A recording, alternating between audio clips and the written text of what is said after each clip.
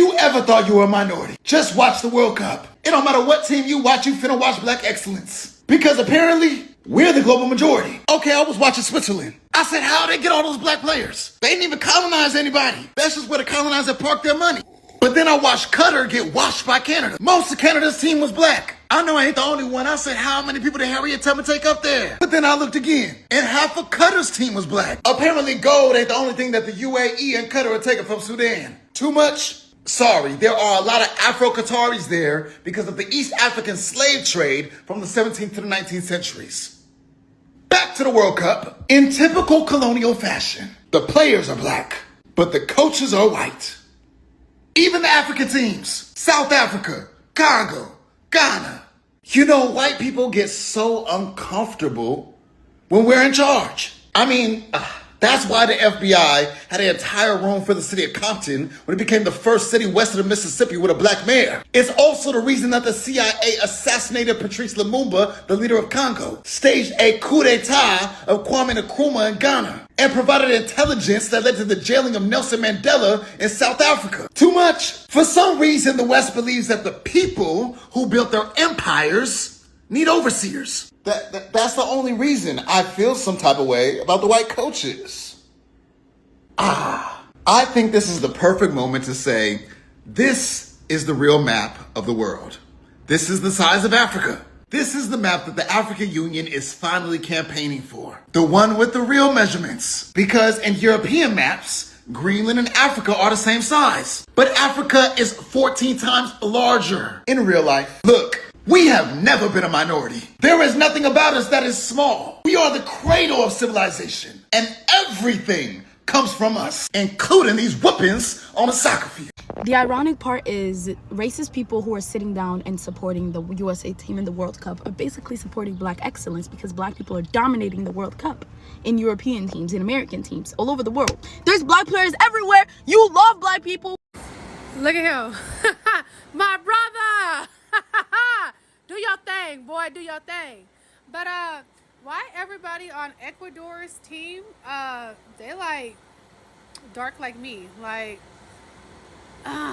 Ecuador is South America, right? I'm guessing. Like a Spanish or a Latino country. Everybody on their team is my skin color or darker.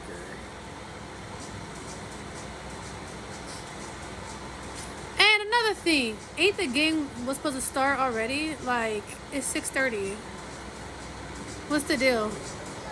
But no, for real though. It don't matter though because Mexico's black player, what's his name again? Julian, is gonna outshine all of them anyways. Wouldn't it be amazing if he gets a score again? Like, that'd be so freaking cool. Like, I like him. Can we talk about the sheer level of black excellence at this World Cup?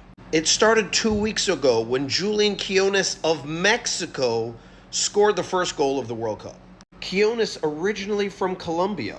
The first goals of the U.S. are from Balogun, who's from Brooklyn, lived a majority of his life in England, and his parents are Nigerian. One of the top scorers in Sweden is Eritrean. Nico Williams is one of the top strikers from Spain, but his brother plays in Ghana. All the goals scored by the Dutch team this World Cup has come from black players. The Dutch team actually has 14 players of African descent on their team. I've been to the Netherlands. I don't think I met 14 black people the entire time I was there. Heck, even the Japanese goalie, he's from New Jersey. And if we're talking about the most talented team in the World Cup, who used to be referred to back in 2018 as the last African team, why were they referred to as that? Because look at their team. All of their best players are black, of African descent. But besides the individual black excellence, let's talk about the teams. The Cape Verde goalkeeper had 27 shots on goal by Spain, and still they tied them. One of the biggest upsets of the entire tournament. Now this goalie's amassed 15 million followers on social media. Now Cape Verde, one of the smallest countries in the World Cup, just qualified for the round of 32. DR Congo had already won the World Cup for the most stylish team. And then they went on the pitch and tied Portugal. They may still qualify for the round of 32. Ghana tied England, and frankly probably won that game if it wasn't for that shady call. Haiti scored their first goal in 52 years. Even the small Caribbean nation of Curacao got its first goal and first point ever in the World Cup. 10 African nations made the World Cup, and potentially 7 of them may qualify for the round of 32. Why is the U.S. roster so good this year?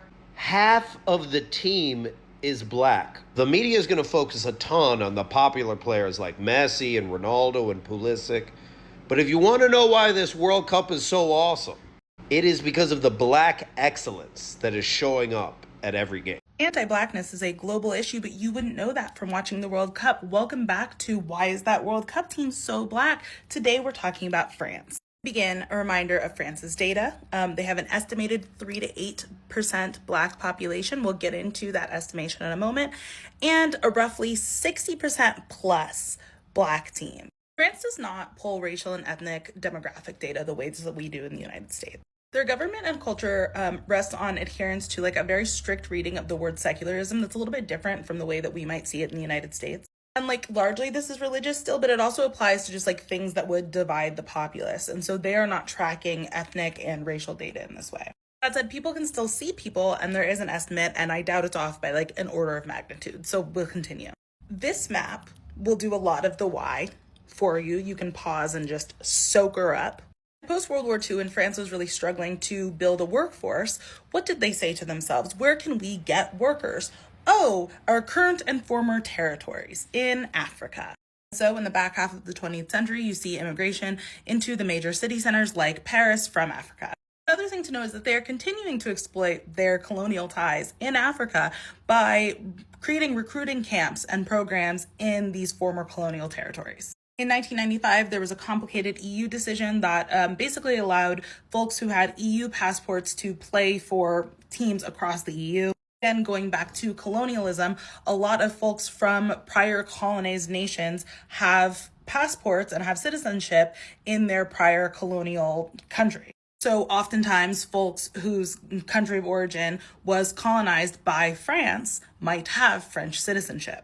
But that doesn't answer why the teams aren't more diverse, right? Like that shows you why there are black players in the first part, but like why aren't there more non-black players? Soccer globally continues to be a very accessible sport because it requires very little equipment like basketball. Anti-blackness continues to be a global issue. It was interesting when I was doing my research for this, I actually found this commentary from 2013 from a French soccer analyst talking about his white child stopping playing because there were only black players on the team. The tone of this definitely had like, oh, is there still room for white people on the team? And also it raised the very obvious point that white people have access because of class disparities. They often have access to other sports.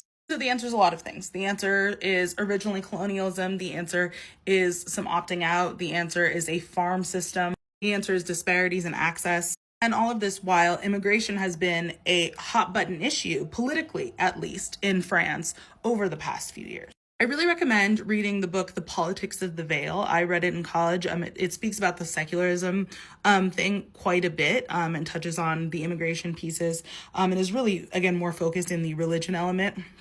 But it is just a fascinating and great read. I don't know if it's just me, but there's hella black people in the World Cup this year. Like, we've always made the joke that the France national team is all black. But I'm looking at all these other teams, and half of these teams are all black as well. Whether it be obviously black teams like the African teams like Congo and Senegal, but I'm also looking at Canada, half of them are black. Looking at Switzerland, all of them are black. Look at the U.S. top scorer right now, Balogun. You think his name is Balogun? That's Balogun. That's a Nigerian man. Germany has hella black players, from Leroy Sané to Musiala to Rudiger. The first scorer of the World Cup from Mexico was a black Mexican. England, black. Netherlands, black. Look at Sweden's striker, Isak.